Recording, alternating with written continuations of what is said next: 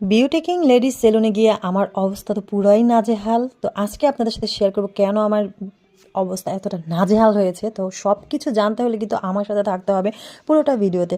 আর আজকাল আপনারা কিন্তু আমার ভিডিওতে লাইক কমেন্ট অ্যান্ড শেয়ার একদমই করতেছেন না, কেন করতেছেন না আমি কিন্তু জানি না। তো আপনারা তাড়াতাড়ি লাইক কমেন্ট অ্যান্ড একটা শেয়ার করে দেন। এই যে দেখেন আমি রাজরানীর মতো একা একা বের হয়ে গেছি। আজকে নিজেকে অনেক বেশি স্বাধীন মনে হচ্ছিল যে আমার দুইটা পাখা যদি কেউ লাগিয়ে দিত আমি উড়ে উড়ে অনেক দূরে চলে যেতাম, কিন্তু না, পাখা তো লাগাতে পারবো না। যাই হোক, পাখা ছাড়া দুটো পা দিয়ে হাঁটি হাঁটি করে আমরা চলে আসলাম শনি একরা থেকে বাসে উঠে চলে যাব আমরা এখন মতিঝিল। তো মতিঝিল তো অনেকেই বুঝে গেছেন যে আমি মতিঝিল কেন এসেছি। ইয়েস, আমি মেট্রো রেলে করে এখন যাব। তো গন্তব্য যখন অনেক দূর তখন মেট্রো রেল তো সাথে আছে অল্প সময়ে। তো আমি কিন্তু বের হয়েছিলাম 3:30টার দিকে। তো 3:30 বাজে বের হয়ে আমি মতিঝিল আসি। মতিঝিল এসে দেন মেট্রো রেলে করে মাত্র 20 মিনিটে আমি আমার গন্তব্যে পৌঁছে গেছি। আসলে এই জিনিসটা কিন্তু অনেক ভালো যে দেখেন চাইলেই কিন্তু অল্প সময় এক জায়গা থেকে আরেক জায়গায় চলে যাওয়া যায়। এই জিনিসটা আসলে ওই দিন আমার কাছে ফিল হলো যে না থাক, ব্যাপারটা আসলেও কিন্তু একটু ভালোই। তো যাক, তারপর আমরা নেমে গেলাম উত্তরাতে। ইয়েস, আপনারা ঠিকই ধরেছেন, আমি পার্লারে যাচ্ছি। তো পার্লারে কেন যাচ্ছি? আমি কিন্তু পার্লারে যাই না। অনেকেই বলতে পারেন যে আপু আপনি নিজেই তো পার্লারে কাজ জানেন, আপনি নিজেরই তো পার্লার আছে। ভাই, থাকলে কি হবে?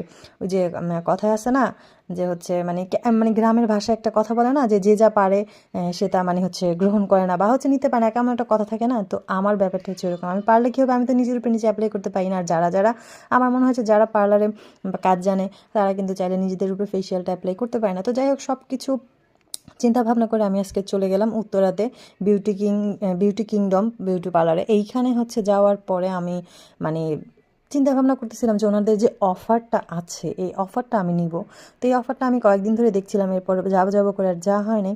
তো তারপর আমি আর চিন্তা ভাবনা না করে ওই দিন হঠাৎই চলে গেলাম, যেহেতু সামনে আমার একটু প্রোগ্রাম ছিল বা শীত যেহেতু চলে আসছে, উইন্টারে কিন্তু আমরা একটু বিয়ের দাওয়াত বা এটা সেটা দিক সেদিক যাই। আর উইন্টারে কিন্তু আমাদের স্কিন অনেক বেশি ময়লা হয়, তাই স্কিন প্লাস আপনার চুল এই দুইটা কিন্তু প্রচুর একদম ড্যামেজ হয়ে যায়, স্কিন একদম রুক্ষ হয়ে যায়। আর আমার স্কিনটা একটু ইদানিং একটু ড্রাই হয়ে গেছে। তো এর জন্য আমি আর লেট না করে আমি চলে গেলাম।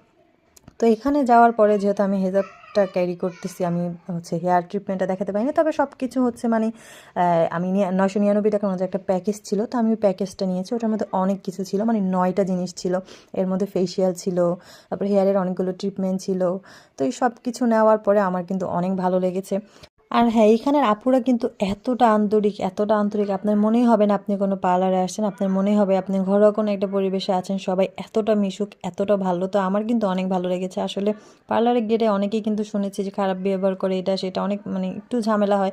তো আলহামদুলিল্লাহ আমার কারোর সাথে কখনোই খারাপ কোনো সম্পর্ক হয় না। আলহামদুলিল্লাহ সবার সাথে আমার কেন যেন বন্ডিং ভালো হয়। তো আমার কাছে কিন্তু পার্লারে গিয়ে ভালোই লেগেছে। তো আমি নেক্সট আবারও যাব।